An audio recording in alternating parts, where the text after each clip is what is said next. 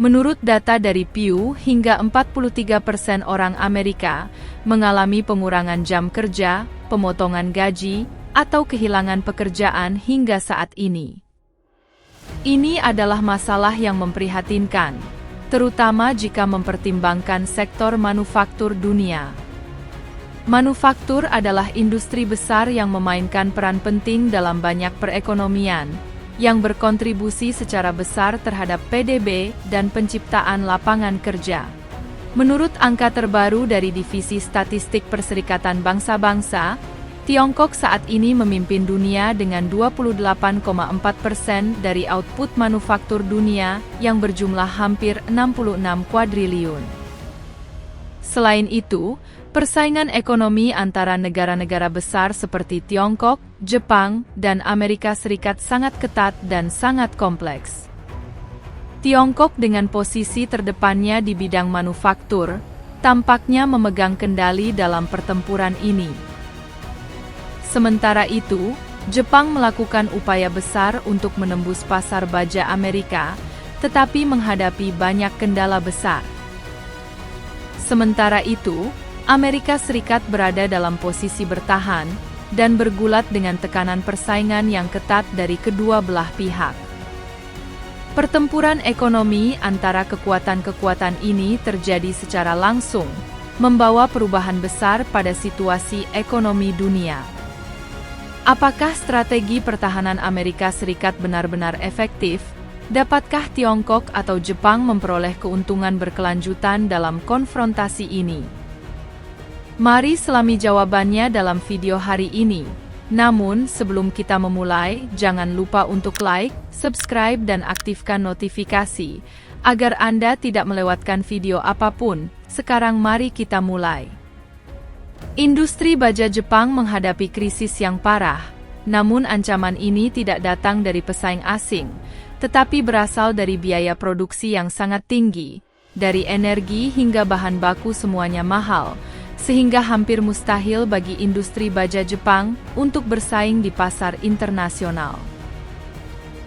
Sementara itu, Tiongkok memproduksi baja dengan harga yang sangat murah, sehingga hampir memberikannya secara cuma-cuma, menjerumuskan Jepang dalam kesulitan yang belum pernah terjadi sebelumnya.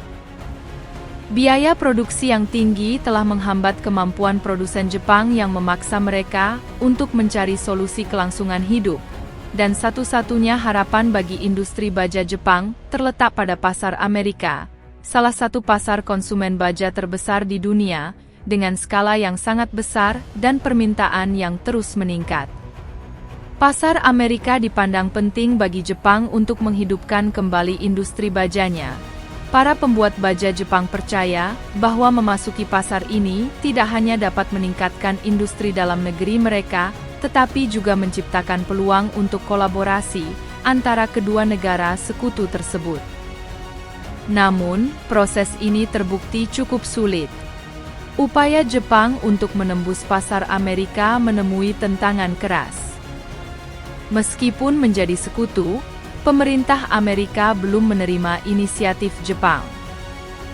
Kesulitan tersebut berasal dari faktor ekonomi dan masalah keamanan nasional yang lebih dalam, termasuk sengketa perdagangan dan kebutuhan untuk melindungi pekerjaan Amerika. Menurut penelitian Pew, Amerika telah mengalami peningkatan isolasi ekonomi karena gangguan dunia, dengan sekitar 43% orang Amerika mengalami pengurangan jam kerja, pemotongan gaji, atau kehilangan pekerjaan. Banyak yang berjuang untuk memenuhi kebutuhan dan beralih ke bank makanan untuk mendapatkan dukungan. Dalam konteks ini, menjaga industri baja dalam negeri merupakan prioritas utama bagi pemerintah Amerika yang mempersulit setiap perjanjian dengan Jepang. Jepang tampaknya menghadapi peluang yang terlewatkan karena pasar Amerika tetap sulit diakses. Hal ini menimbulkan pertanyaan, mengapa Amerika menolak kesepakatan yang saling menguntungkan? Jawabannya terletak pada sifat rumit perdagangan dan politik dunia. Amerika terlibat dalam perdagangan bukan hanya untuk keuntungan ekonomi, tetapi juga untuk menjaga kekuatan dan keseimbangan dalam hubungan internasional. Meskipun demikian, ada harapan bahwa prospek Jepang tidak sepenuhnya hilang, karena pintu kerjasama mungkin masih terbuka, jika kedua negara bersedia menemukan titik temu. Kenyataannya Amerika tidak cenderung bertindak atas dasar niat baik bagi siapapun, bahkan sekutu terdekatnya. Setiap pilihan yang dibuatnya dikarenakan kepentingan nasional dan strategi jangka panjang. Agar Jepang dapat memasuki pasar Amerika, diperlukan lebih dari sekedar upaya produsen baja. Diperlukan negosiasi yang alot yang menyeimbangkan manfaat bersama, dengan tekanan internal dan masalah strategis dari kedua negara. Jepang dan Amerika Serikat telah mengembangkan aliansi yang kuat selama bertahun-tahun, khususnya dalam politik dan keamanan. Namun, kerjasama perdagangan tidak selalu mudah. Amerika saat ini berpegang teguh pada industri bajanya sebagai aset penting, terutama selama ketidakpastian dunia. Pemerintah Amerika bertekad untuk melindungi sektor strategis ini dari negara manapun, termasuk Jepang, sekutu lamanya. Sementara beberapa pihak percaya bahwa mengimpor baja berkualitas tinggi dari Jepang akan bermanfaat bagi kedua belah pihak, Amerika memiliki prioritasnya sendiri, terutama mengenai peran baja dalam keamanan nasional. Sudut pandang ini telah diperkuat oleh pemerintahan Trump dan Biden, yang menekankan perlunya melindungi industri vital seperti baja dari pengaruh asing. Masalah ini melampaui ekonomi. Ini juga melibatkan kendali dan kekuatan dalam situasi persaingan dunia. Kebijakan proteksionis Amerika jelas menunjukkan keinginan untuk menjaga produksi baja di dalam wilayah Amerika, memastikan bahwa industri strategis ini tetap bebas dari kendali asing, sekaligus memperkuat dominasi manufaktur dunia Amerika. Meskipun hubungannya dekat dengan Amerika, Jepang menghadapi rintangan dalam memperoleh akses yang lebih dalam ke pasar baja Amerika, karena harapannya untuk meningkatkan pangsa pasar akan terhalang oleh tindakan perlindungan Amerika. Selain itu, Jepang harus bersaing dengan persaingan ketat dari Tiongkok, yang saat ini memimpin dalam industri baja. Cina memimpin dunia dalam produksi baja dan memiliki pengaruh kuat di pasar ekspor. Jepang dulunya merupakan pemasok baja utama bagi Cina, tetapi pengaruhnya telah berkurang karena Cina telah menjadi pemain utama, memproduksi lebih dari setengah baja dunia. Selain baja, Cina unggul dalam beberapa industri penting seperti aluminium, semen, dan panel surya. Cina memiliki keunggulan yang jelas di bidang-bidang ini, melampaui negara lain dalam hal ukuran dan kapasitas produksi. Misalnya, dalam aluminium, semen, dan energi surya, Cina secara konsisten berada di peringkat teratas, jauh di depan para pesaingnya. Seperti Amerika dan Jepang, keberhasilan Cina sebagian besar disebabkan oleh dukungan pemerintah yang kuat. Organisasi untuk Kerjasama dan Pembangunan Ekonomi melaporkan bahwa Cina telah melakukan investasi yang besar dalam subsidi untuk industri dalam negerinya, terutama di sektor-sektor besar. Dukungan ini telah memperkuat keunggulan kompetitif Cina dan menciptakan kesulitan bagi negara-negara lain, termasuk Jepang dan Amerika. Muncul pertanyaan, apakah keberhasilan Cina disebabkan oleh keterampilan produksi yang lebih baik atau dukungan pemerintah yang kuat? Satu hal yang jelas, Jepang dan Amerika menghadapi persaingan ketat dari Cina saat mereka mencoba mempertahankan posisi mereka di kondisi manufaktur dunia. Jepang mengharapkan perubahan haluan dari Amerika untuk membantu meningkatkan ekonominya yang tengah terpuruk. Cina akan segera meraup keuntungan besar dari proyek infrastrukturnya yang sedang berkembang pesat. Pertumbuhan pesat ini telah mengubah Cina menjadi produsen baja besar, memenuhi kebutuhan domestiknya yang besar untuk membangun jembatan, jalan, gedung pencakar langit, dan barang-barang konsumen untuk pasarnya yang sedang berkembang. Dulunya merupakan pembeli baja besar dari Jepang, Cina kini telah menjadi negara yang mandiri dan bahkan memproduksi lebih banyak baja daripada yang dibutuhkannya.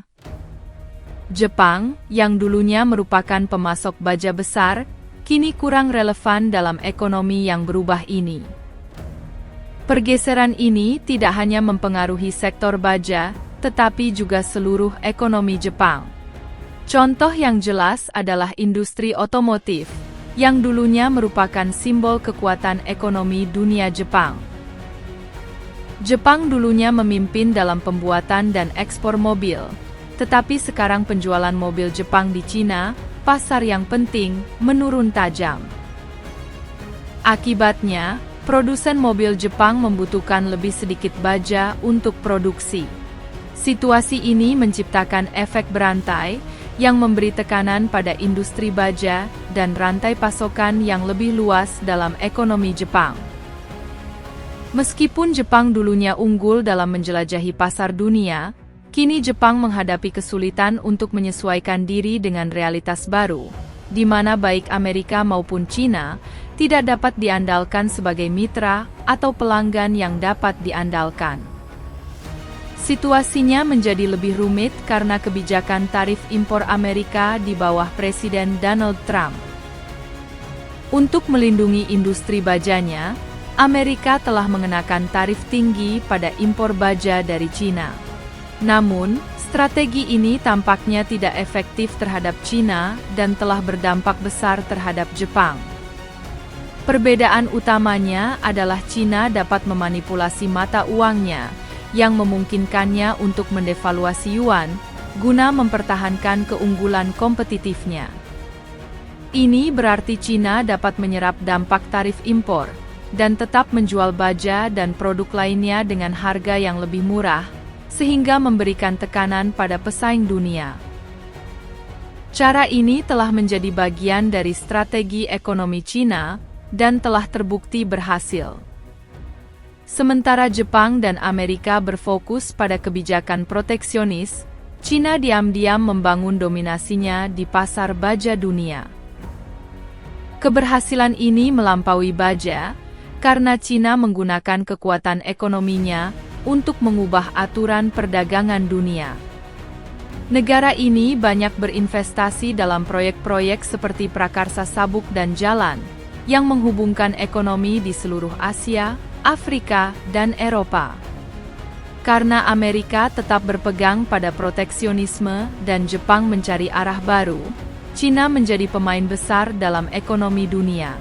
Pertanyaannya tetap, dapatkah Amerika Serikat mempertahankan pengaruh ekonomi dan politiknya? Tindakan proteksionis mungkin hanya menunda kebangkitan Cina yang tak terelakkan. Sementara itu, Jepang menghadapi kesulitan untuk mendefinisikan ulang peran dunianya. Dapatkah Jepang menemukan cara untuk tetap bersaing, atau akankah ia berjuang melawan kekuatan Tiongkok yang semakin besar? Hanya waktu yang akan mengungkapkan hasilnya, tetapi jelas bahwa perubahan besar dalam situasi dunia sedang mendekat, dengan persaingan yang meluas melampaui sekedar kebijakan perdagangan.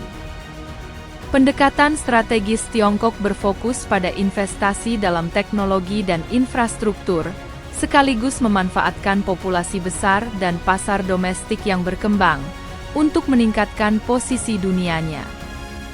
Sementara itu, Jepang dan Amerika tengah bergulat, dengan cara mempertahankan pengaruh mereka saat Tiongkok membentuk kembali aturan dunia. Pergeseran dalam keseimbangan ekonomi dunia jelas sedang terjadi, menandai dimulainya era baru di mana negara-negara perlu memikirkan kembali peran mereka dalam ekonomi dunia. Terima kasih telah menonton video ini. Jika Anda menyukai video ini dan ingin mengetahui lebih banyak topik, silakan sukai video ini dan berlangganan untuk mendapatkan video terbaru kami, dan bagikan pendapat Anda di kolom komentar di bawah ini.